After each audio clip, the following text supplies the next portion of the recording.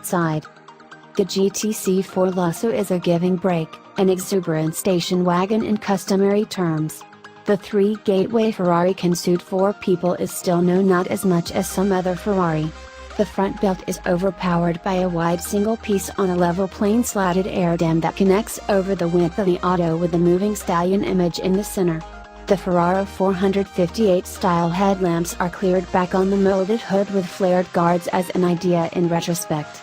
Continuing ahead to the side, the Ferrari has the agreeable low diverted profile with far-reaching amalgam wheels topping from the wheel bends.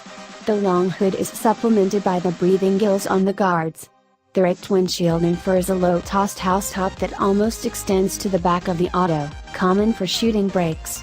The tail is in like manner as shocking as the whole auto with the diminishing cabin, wide backwatch with raised splitter and the quad exhausts. Inside, the Ferrari GTC4 Lusso is an astounding tourer and therefore extreme. Wrapped in calfskin, the limit-focused inside is decision, especially with the carbon fiber brightens.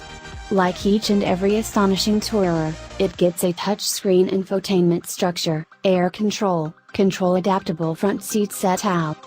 The 3-talked coordinating wheel gets the common tornado of switches that can control everything from driving modes, auto setup and mechanical assembly moves close by Bluetooth correspondence. The instrument group has the rev counter turning into the predominant point of convergence while speed and diverse vitals are appeared on the 2 TFT screens around the tachometer. To be sure, even the co-driver gets a gander at unequivocally how brisk you are driving through a screen introduced in the dashboard demonstrating RPM, speed and the contraption you are driving in. Engine and transmission. The GTC4 Lusso is energized by the immense 6.3-liter Ferrari V12 that produces 680 bhp of vitality and 697 Nm of torque.